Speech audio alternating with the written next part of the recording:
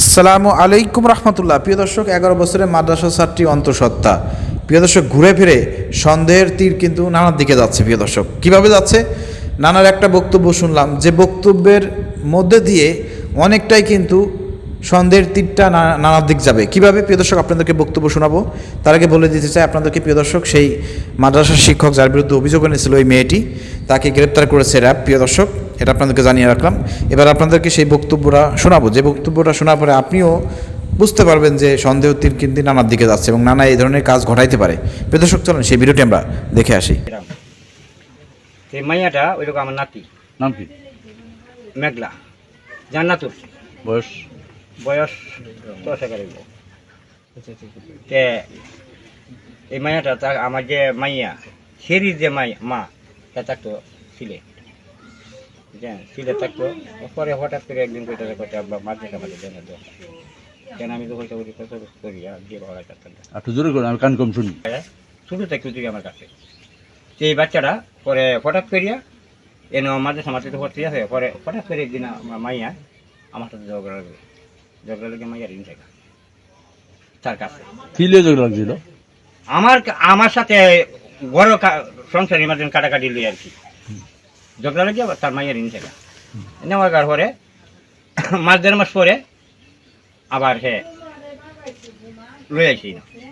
1.5 মাস পরে? হ্যাঁ। এই যে আমার কোথায় নিয়ে গেছিল? তার বাড়ি সিলেট। সিলেট। তখন আমার সেরার অপারেশন হয়েছে, উত্তর বউয়ের সিজার হয়েছে। সিজার শুন নিয়ে রাগগুসা বাঙ্গায়া আইতে পারি আয়া হেরা আচ্ছা, হেরা দেখি হেরা দেন কিতা হইছে না হইছে আমি এটা জানি না। কইছে না আমার মুখে দেবা বাবা কিছু আইয়ে না। এরপরে আসছে আপনার মেয়ে মানে নিয়ে আসলো, পরে কি হলো? এখন তার কাছে যেটা জিজ্ঞাসা না না, আপনি বাড়ির মানুষ না? বাড়ির মানুষ হইলো কি থাকবে? আমি তাই আউরো আমি তাই এখন আপনি কি তাকে আদর করেন? আপনার মেয়ের আপনার নাতির আদর করেন না? আদর করি, যে সময় হয় আদর করি। এমন সময় আছে যে আমি হাওড়ে তাই এই যে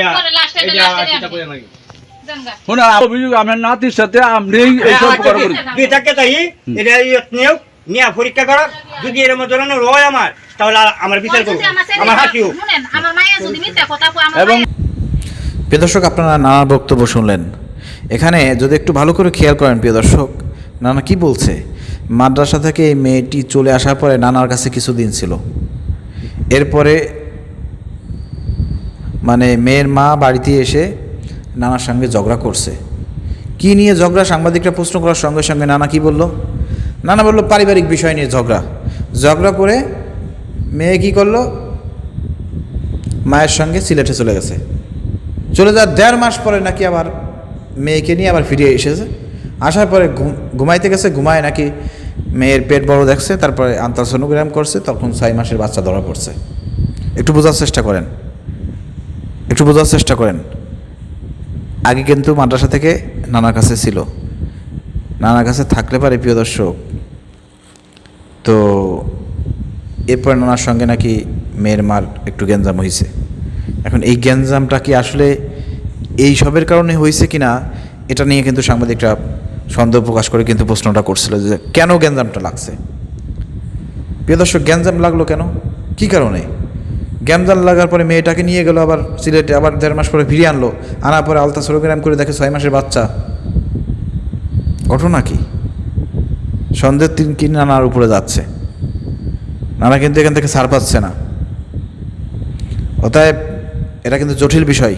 পুলিশ প্রশাসনকে বলবো, এই ছোট্ট মেয়েটাকে আপনারা কাছে নেন, ডেকে নিয়ে তার কাছে ভালোভাবে বুঝিয়ে শুনে সত্যটা প্রকাশ করতে বলেন। মূলত কে করেছে? তাকে দিয়ে পরিবার মিথ্যা কথা বলিয়েছে হুজুরের নামে, নাকি নানা করেছে, না কে করছে? তাকে কয়েকদিন অবজারভেশনে রেখে বিভিন্ন সিস্টেমেটিকভাবে আপনারা তার মুখ থেকে স্বীকারোক্তি নেন। এবং এই নানাকেও ছাড়া যাবে না, তারও ডিএনএ টেস্ট করা হোক, সৎ বাবার ডিএনএ টেস্ট করা হোক। এরপরে আপনার সে হুজুরিতে করা হবেই, কারণ সে গ্রেপ্তার হয়েছে। সত্যটা বেরিয়ে আসতে হবে, ঠিক আছে? সত্য বেরিয়ে আসতে হবে এবং এটা যাতে বেশি দিন না হয়। বেশি দিন হয়ে গেলে পরে কিন্তু এসব হামলা কিন্তু বিভিন্নভাবে ধামাচাপা পড়ে যাওয়ার সম্ভাবনা থাকে। কারণ এর চেয়ে বড় বড় ঘটনা, ভাইরাল ঘটনা, আসিয়ার ঘটনা, মাগুরার সব কিছু ধামাচাপা পড়ে যাচ্ছে। মনে আছে আপনাদের? সব ধামাচাপা পড়ে যাচ্ছে। আর এটা তো নর্মাল।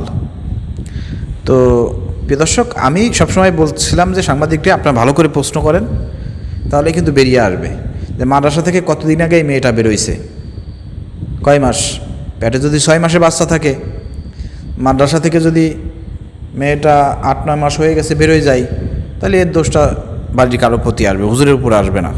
আর যদি না মাদ্রাসা থেকে মেয়েটা গেছে 4-5 মাস হয়েছে, তাহলে 6 মাসে পেটে বাচ্চা থাকতে পারে, এ দায়ভার কিন্তু হুজুরের উপর আসবে, কারণ 4-5 মাস আগে মাদ্রাসায় তো মেয়েটি ছিল, তাই না? তো যাই হোক, এখন ডিএনএ টেস্টের মাধ্যমেই জানা যাবে যে কী করেছে এই অপকর্ম।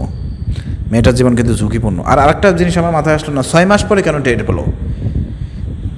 যদি কোনো মেয়ের প্রেগনেন্সি হয়, তাহলে কিন্তু সে 2 মাস পর থেকেই তার কিন্তু বমি বমি শুরু হয়, খাওয়া দাওয়া বিভিন্ন রকমের সমস্যা তৈরি হয়। তো এই 6 মাস হয়ে গেল, এর মধ্যে কি কোনো বমি টমি বিভিন্ন রকমের যে এগুলো কি হয় নাই? এগুলো কি হয় নাই? এটা আমার বুঝে আসতেছে না। এ বিষয়ে একটু মতামত জানাবেন। 3 মাস পর থেকেই তো শুরু হয় অ্যাকশন, তো 6 মাস পরে যা টের পেলো, এতদিন টের পাইল না, বুঝলাম না কাহিনি কি? তার মানে কি এখানে কিছু লুকোচুরি আছে? মা কি কিছু লুকাচ্ছে কিনা? ওই যে নানার সঙ্গে যে গ্যাঞ্জামটা কেন হয়েছিল, এই সমস্যার কারণে গ্যাঞ্জাম হয়েছিল কিনা, এই বমি বমি ভাব, অথবা মা জেনে গেছিল কিনা নানার সাথে এই অপকর্ম, তারপর ঝগড়াঝাটি করে সিলেটে চলে গেছে কিনা, আবার সিলেট থেকে 1.5 মাস পরে আবার বাড়ি ফিরে আইছে কিনা প্ল্যান পরিকল্পনা করে হুজুরের উপর চাপাই দিতে, নাকি আসলেও ওইটা পারিবারিক গ্যাঞ্জাম ছিল, চলে গেছিলো আবার আইসে প্রিয় দর্শক আলট্রাসোনোগ্রাম করে মেয়ের কাছ থেকে স্বীকারোক্তি নিয়ে হুজুরের নাম পেয়েছে? আসলে আমরা বুঝতে পারতেছি না, অনেক সন্দেহ অনেক দিকে যাচ্ছে প্রিয় দর্শক। এই হচ্ছে অবস্থা। তো দেখা যাক কী রিপোর্ট আসে ডিএনএ টেস্টে। ধন্যবাদ সবাইকে। আসসালামু আলাইকুম রহমতুল্লাহ।